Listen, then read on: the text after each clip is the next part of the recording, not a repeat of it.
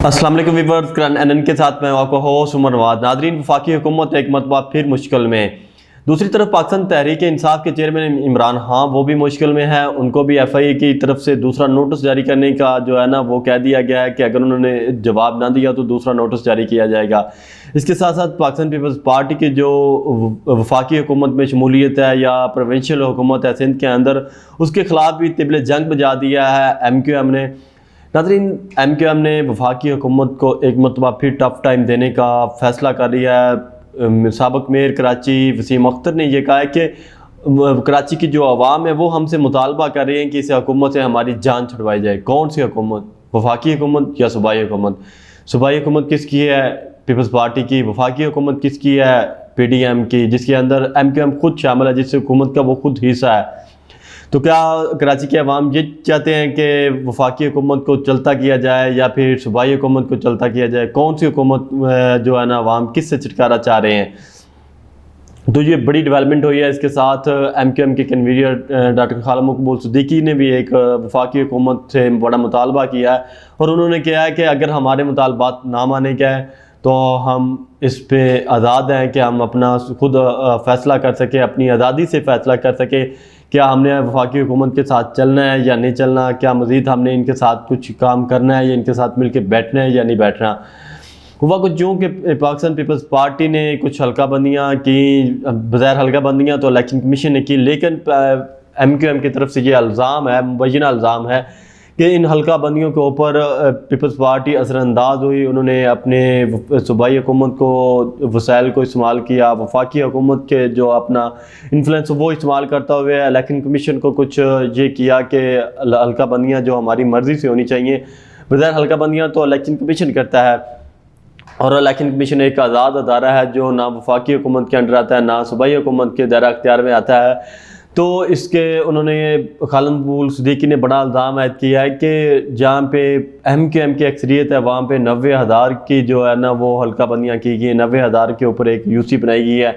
यहाँ पे peoples party है, वहाँ पे 30,000 पे ये एक UC बना दी गई है। जहाँ पे पीपल्स पार्टी का वोट बैंक नहीं है, बिल्कुल भी नहीं है, वहाँ पे 90,000 की जो वो एक UC बनाई गई है। तो क्या ये MQM को दीवार के साथ लगाने का मंसूबा है? MQM को दीवार के साथ लगाने के लिए पीपल्स पार्टी ने पहले भी बहुत कुछ किया है।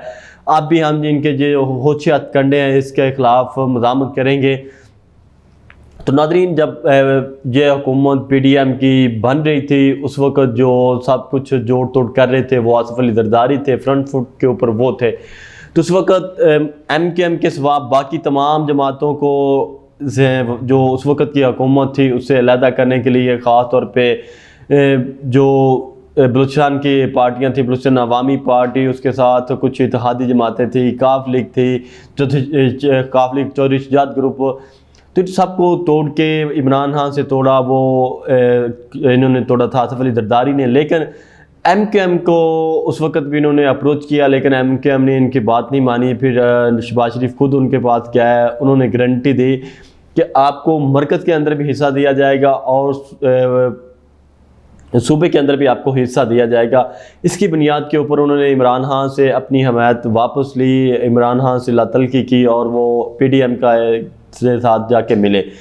तो उस वक़्त उनको यही नज़र आ रहा था। बज़ाहिर हमारे ज़रा ये कहते हैं कि MQM उस वक़्त कुछ तकसीम थी, कुछ लोगों का ये ख्याल था कि हमें इमरान खान के साथ चलना चाहिए, लेकिन कुछ लोगों का ख्याल था कि नहीं, हमें सूबे के अंदर हिस्सा मिल रहा है। 18वीं अमनी तरमीम के बाद बहुत सारे जो डिपार्टमेंट्स हैं वो तो सूबे के पास चले गए हैं, ख़ास तौर पे बल्दियात का और इसके साथ साथ वाटर का, उसके साथ पुलिस, एजुकेशन, ये सारे हेल्थ, ये सारे तो उन्हीं के पास हैं। तो बजाय हमें कि इमरान खान के साथ बैठे, इमरान खान की तो मरकज़ में हुकूमत है, सूबे में नहीं है, तो अगर हम PDM में चले जाते हैं तो PDM में तो इनकी सिंध हुकूमत है, सिंध हुकूमत के साथ हमें बहुत कुछ मिल सकता है, हमें सूबाई वजारतें मिल सकती हैं, इसके साथ गवर्नरशिप हमें मिल सकती है, उसके साथ साथ और जो मरकज़ की तरफ से भी हमें शेयर मिल जाएंगे। लेकिन इसके बावजूद जो शहबाज शरीफ जिस चीज़ के गारंटर थे उनकी वो गारंटियाँ जो उन्होंने दी थी वो अब पूरी नहीं हो रही। अब MQM फिर एक मरतबा फिर सोच रही है कि हम क्या करें, अपने इसके ऊपर अब जो लाया अमल है वो क्या अपनाएं।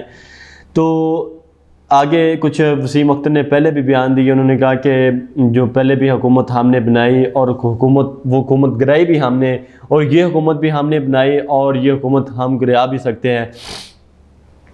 तो आपको मालूम होगा कि इस वक्त ये हुकूमत एक वोट की जो है वो खड़ी हुई है, एक वोट की अक्सरियत के ऊपर। तो अगर MKM वापस चली जाती है अपोजिशन में तो ये हुकूमत तो फिर नहीं चल सकेगी शहबाज शरीफ की, तो मुश्किल हो जाएगा इस हुकूमत को चलना। तो फिर अगला लाहे अमल क्या होगा, हुकूमत कैसे चलेगी। आज वसीम अख्तर ने और खालिद मकबूल सिद्दीकी ने दोनों ने लहदा दो बड़े सख्त बयान दिए हैं, और उन्होंने खालिद मकबूल सिद्दीकी ने तो ये भी कह दिया है कि हम अपने फ़ैसलों में आज़ाद हैं, हमें ये कोई ये ना समझे कि हम इनके साथ मजबूरन बैठे हैं, हमारा जब कराची की आवाम कहेंगे हम उस वक़्त चले जाएंगे। और वसीम अख्तर ने का कहना है कि हमें तो कराची की आवाम ने कह दिया है कि इस हुकूमत से हमारी जान छुड़वाई जाए।